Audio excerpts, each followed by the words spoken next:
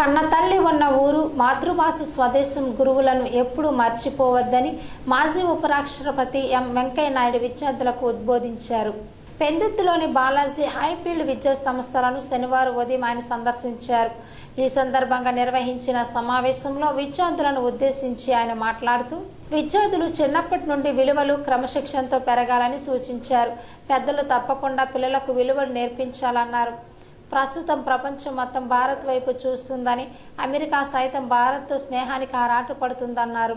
ప్రపంచ ద్రవనిధి సంస్థ నివేదిక ప్రకారం ప్రపంచంలో అత్యంత వేగంగా అభివృద్ధి చెందుతుంది భారత్ మాత్రమేనని స్పష్టం చేశారు.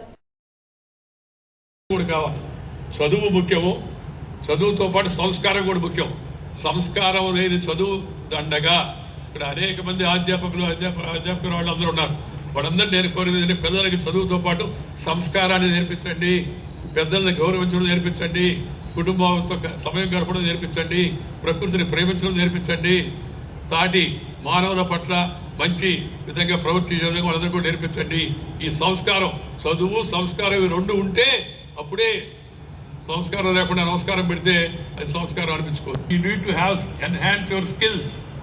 నీ తెలివితేటలను, నీ నైపుణ్యాన్ని ఈ దేశంలో కమ్మరి, కుమ్మరి, వడ్రంగి, నేత, గీత, బోయ, యాదవ, చాకరి, మంగరి, హరిజన, గిరిజన, నంబాడ కులాలతో నిమిత్తం లేకుండా అనేక మంది అద్భుతమైన తెలివితేటలు ఉన్నాయి. వాళ్ళ చేతికి మనం అవకాశం ఇస్తే వాళ్ళు అద్భుతాలు చూస్తున్నారు. ఈ మధ్య ప్రధానమంత్రి గారు ఈ పద్మశ్రీ కూడా చూస్తున్నాం మనం. పద్మశ్రీగా పెద్దగా పేరుగాంచిన వాళ్ళకి రావడం లేదు. ఎవరైతే రికగ్నైజింగ్ అన్రికగ్నైజ్డ్ ఎవరినైతే సామర్థ్యం ఉండి గుర్తింపు రాలేదో అలాంటి వాళ్ళకి పద్మ అవార్డు ఇస్తారని ప్రభుత్వం ప్రకటిస్తున్నారు.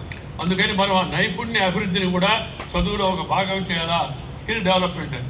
మా అమ్మాయి అందరూ లెక్చరర్స్ కాలేరు, అందరు ఇంజనీర్స్ కాలేరు, అందరూ డాక్టర్లు కాలేరు. కానీ ఆ నైపుణ్యాన్ని గుర్తించి చిన్నప్పుడే వాళ్ళకి శిక్షణ ఇస్తే ఆర్థికమైన శక్తి లేకపోయినా తెలివితేటలు ఉన్నాయి అపారంగా.